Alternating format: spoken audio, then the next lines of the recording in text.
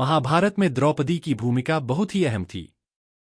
द्रौपदी पांचाल देश के राजा द्रुपद की कन्या थी, इसलिए उन्हें पांचाली भी कहा जाता था। राजा द्रुपद ने द्रौपदी को कुरुवंश के नाश के लिए यज्ञ से उत्पन्न करवाया था, इसलिए उसे याज्ञनिक भी कहा जाता है। आओ जानते हैं द्रौपदी के जीवन से जुड़े ऐसे 5 रहस्य जिन्हें आपकी महाभारत में नहीं देखा होगा। 1. द्रौपदी के पुण्य कार्य। लोक कथाओं के अनुसार मान्यता है कि द्रौपदी का चीरण हरण हो रहा था, तब 2 पुण्य कर्म उसके काम आए। पहला यह कि एक बार द्रौपदी गंगा में स्नान कर रही थी, उसी समय एक साधु वहां स्नान करने आया। स्नान करते समय साधु की लंगोट पानी में बह गई और वह इस अवस्था में बाहर कैसे निकले, इस कारण वह एक झाड़ी के पीछे छिप गया। द्रौपदी ने साधु को इस अवस्था में देख अपनी साड़ी से लंगोट के बराबर कोना फाड़कर उसे दे दिया। साधु ने प्रसन्न होकर द्रौपदी को आशीर्वाद दिया। दूसरा यह कि एक अन्य कथा के अनुसार जब श्रीकृष्ण द्वारा सुदर्शन चक्र से शिशुपाल का वध किया गया, उस समय श्रीकृष्ण की अंगुली भी कट गई थी। अंगुली कटने पर श्रीकृष्ण का रक्त बहने लगा। तब द्रौपदी ने अपनी साड़ी फाड़कर श्रीकृष्ण की अंगुली पर बांधी थी। इस कर्म के बदले श्रीकृष्ण ने द्रौपदी को आशीर्वाद देकर कहा था कि एक दिन अवश्य तुम्हारी साड़ी की कीमत अदा करूंगा। इन कर्मों की वजह से श्रीकृष्ण ने द्रौपदी की साड़ी को इस पुण्य के बदले ब्याज सहित इतना बढ़ाकर लौटा दिया और द्रौपदी की लाज बच गई। 2. द्रौपदी के पति। महाभारत से इतर एक अन्य कथा के अनुसार द्रौपदी के 5 पति थे, लेकिन वो अधिकतम 14 पतियों की पत्नी भी बन सकती थी। इसका कारण द्रौपदी के पूर्व जन्म में छिपा था। पूर्व जन्म में द्रौपदी राजा नल और उनकी पत्नी दमयंती की पुत्री थीं। उस जन्म में द्रौपदी का नाम नलिनी था।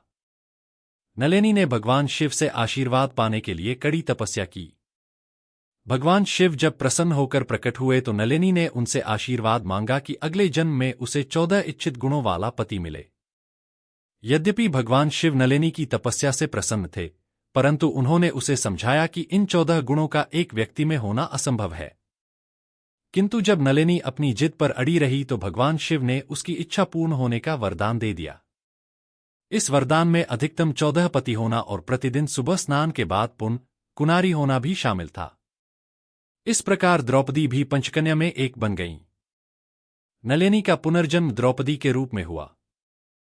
द्रौपदी के इच्छित 14 गुण 5 पांडवों में थे। युधिष्ठिर धर्म के ज्ञानी थे। भीम 1000 हाथियों की शक्ति से पूर्ण थे। अर्जुन अद्भुत योद्धा और वीर पुरुष थे। सहदेव उत्कृष्ट ज्ञानी थे व नकुल कामदेव के समान सुंदर थे। 3 कर्ण। कृष्ण और द्रौपदी में समानता। द्रौपदी का मूल नाम कृष्णा था। द्रौपदी का नाम कृष्णा इसलिए था क्योंकि वह भी सांबली थीं। भगवान श्रीकृष्ण और द्रौपदी अच्छे मित्र थे।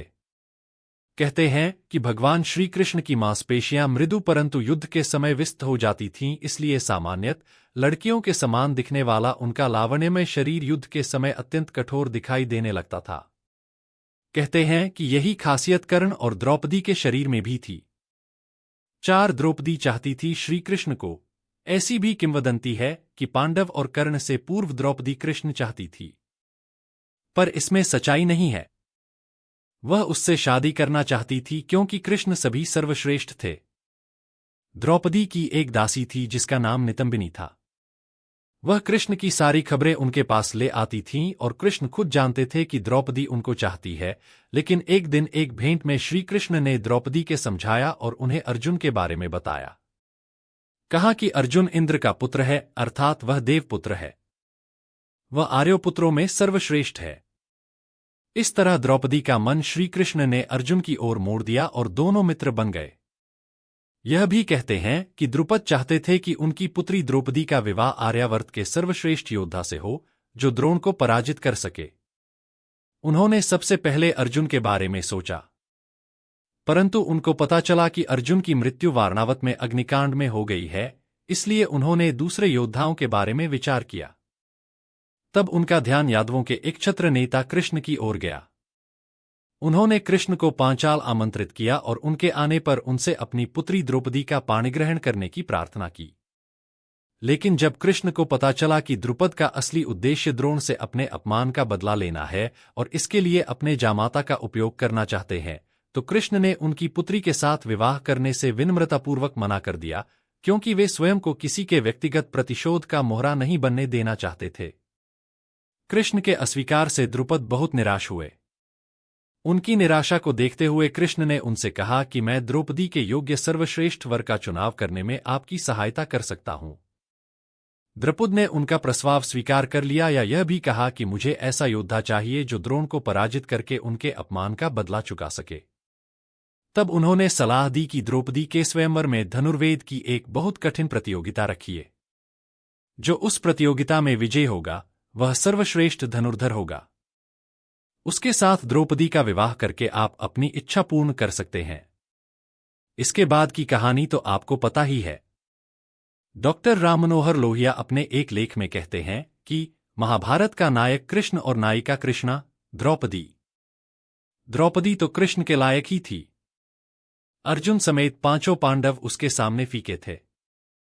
कृष्ण और कृष्णा का यह संबंध राधा और कृष्ण के संबंध से कम नहीं। राधा तो कृष्ण के साथ बचपन में ही रही थी, इसके बाद तो उसका कृष्ण से कोई संबंध नहीं रहा।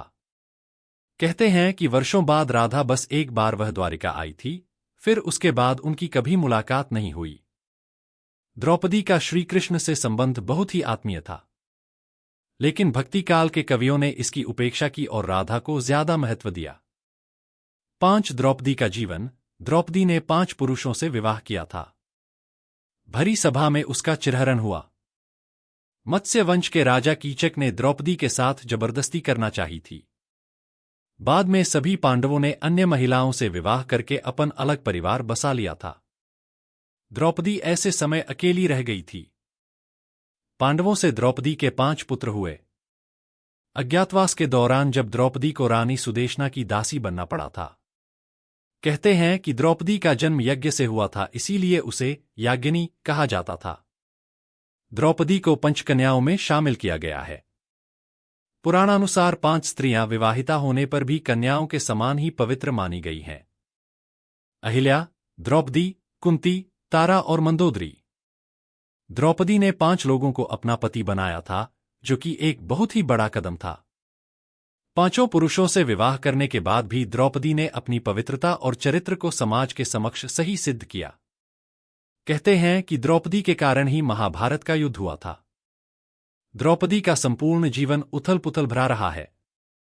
5 पुरुषों से विवाह करने के बाद भी द्रौपदी खुद को अकेली ही महसूस करती थीं, क्योंकि सभी पांडवों ने अपनी अलग अलग पत्नियां कर ली थीं, जो उन्हीं में रमे रहते थे। सबसे बड़ी त्रासदी द्रौपदी के साथ तब हुई जब युद्ध के अंत में उसके सभी पुत्रों को सोते समय अश्वत्थामा ने मार दिया था।